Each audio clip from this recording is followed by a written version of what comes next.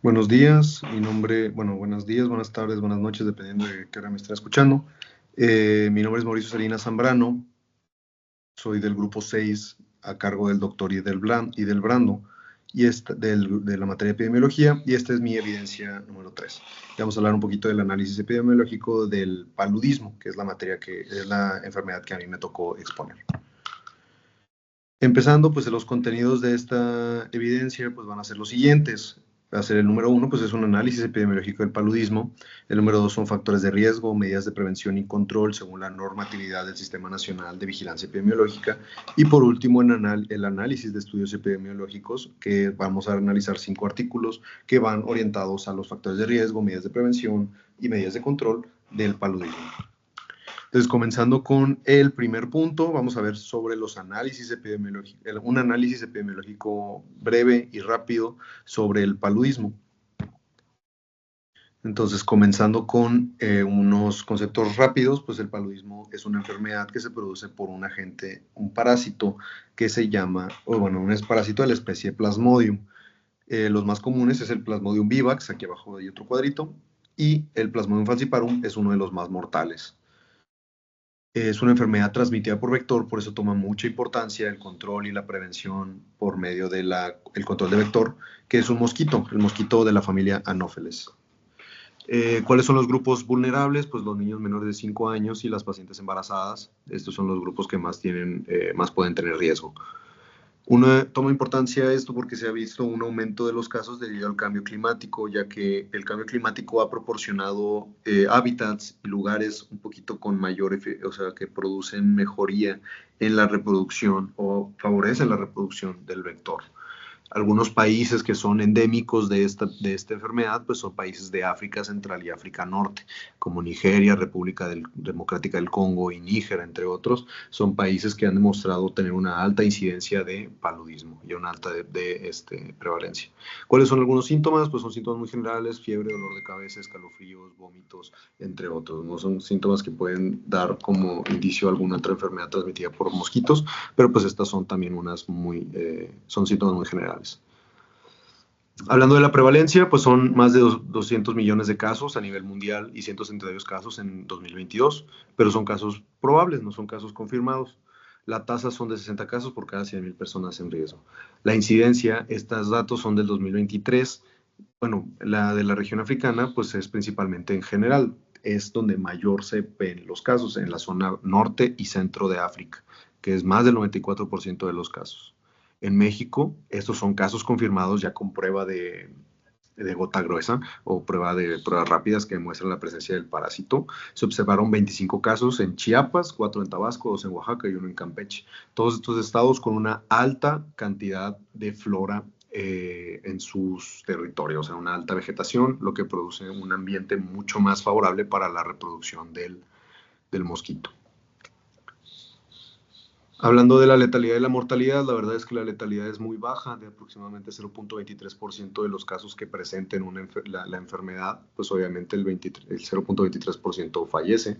En México no se registró ninguna defunción, y la mortalidad pues obviamente va de la mano con la prevalencia y la incidencia. Si la incidencia es mayormente en países de África, pues obviamente la región africana concentra la mayoría de las muertes, con un 95%. Y pues globalmente se registraron 597,000 muertes, que pues obviamente la mayoría son de la región africana, con una tasa de 13,7 por cada 100,000 personas. Ahí se me fue un cero. Y hablando un poquito del enfoque de riesgo, es importante que nosotros hagamos todos estos tipos de estudios, por lo mismo de que se puede hacer una estratificación del riesgo. Ya lo hace el Sistema Nacional de Vigilancia Epidemiológica en áreas donde hay alto riesgo de padecer enfermedades, específicamente el paludismo, con el objetivo de poder implementar medidas y estrategias preventivas como el DTIR, que son siglas para detección, diagnóstico, tratamiento, investigación y respuesta. Hablando de detección y diagnóstico, pues se usan las pruebas de detección oportuna, las rápidas, las gota gruesa para detectar la presencia del parásito. El tratamiento, ya que se tiene un diagnóstico, se trata con quininas o con otro tipo de medicamentos. Y La última parte de este proceso, pues, es la investigación de los focos. Si se realizó una infección, vamos a querer investigar de dónde salió para ver si hay un mayor número de afectados. Este es el enfoque de riesgo que es importante que se tenga con con este tipo de investigaciones. Ahora sí, continuando con el segundo punto, hablando sobre los factores de riesgo, medidas de prevención y control según el Sistema Nacional de Vigilancia Epidemiológica y las guías de práctica clínica enfocados al paludismo.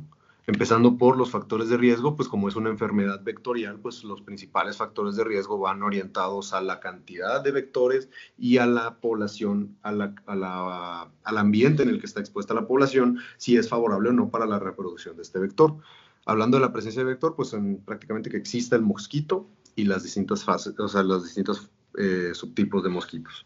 Las condiciones ambientales que favorecen la reproducción de este mosquito, pues las zonas de clima cálido, los cuerpos de agua estancada o en lugares con vegetación densa, como ya habíamos mencionado en algunos estados de México, en América Central y América del Sur, en África, zonas cálidas y con alta vegetación y pocos recursos también, en algunas zonas de Asia, en algunas partes de Europa occidental y Europa oriental.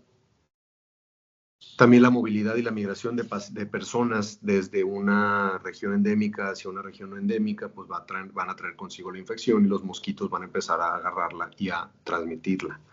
Las viviendas sin protección adecuada, pues es también una medida importante, ya que pues la protección en países con desarrollo, pues obviamente es más importante que en países que no tienen tantas las zonas endémicas, que son las mallas, los mosquiteras, insecticidas, las viviendas sin protección que no tienen esto.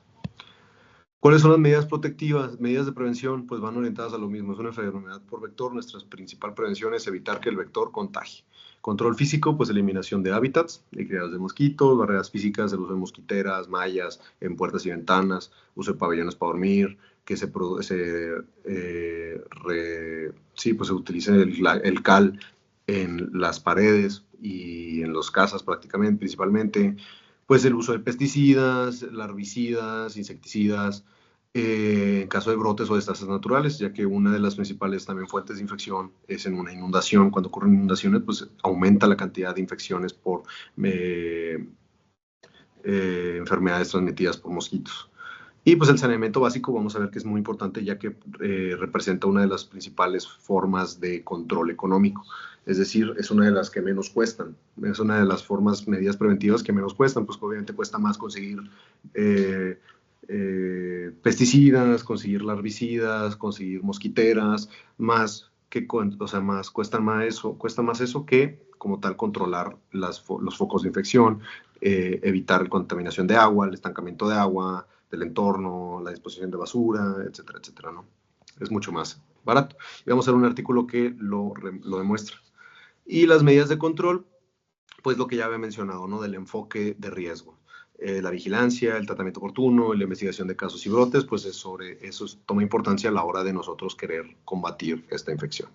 Y ya vamos a pasar al último apartado de la evidencia, que pues es el análisis de estudios epidemiológicos. Comenzando con el primer estudio epidemiológico, pues vamos a hablar primero de los factores de riesgo. Son estudios que hablan de factores de riesgo. Este específicamente es un estudio transversal orientado a menores de 2 años en el sur del Togo. Pues prácticamente lo que se quiso ver son la aparición de factores de riesgo en niños que desarrollaron enfermedad de malaria prenatal, con una intervención. Ahora, ¿cuáles son los hallazgos claves? Pues principales factores de riesgo que se descubrieron, que es la distancia entre los centros de salud y las viviendas de las personas.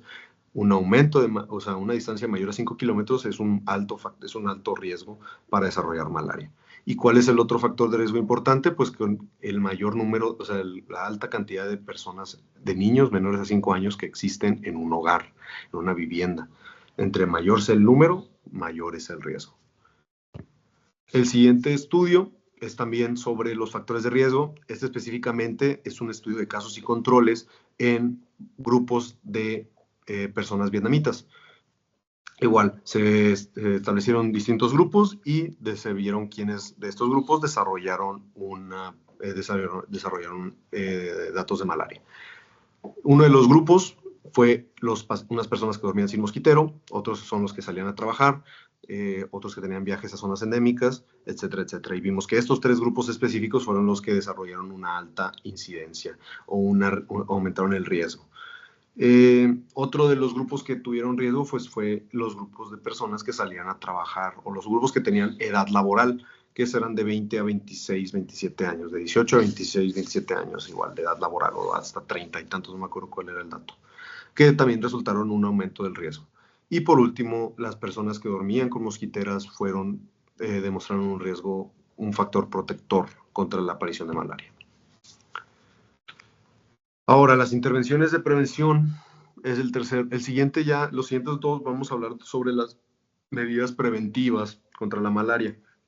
Este estudio se realizó prácticamente porque querían ver algunas alternativas no tan costosas para la prevención de la malaria, específicamente medidas alternativas al uso de mosquiteras y el uso de plaguicidas para países de desarrollo medio y de bajo desarrollo o de bajo ingreso y de medio ingreso.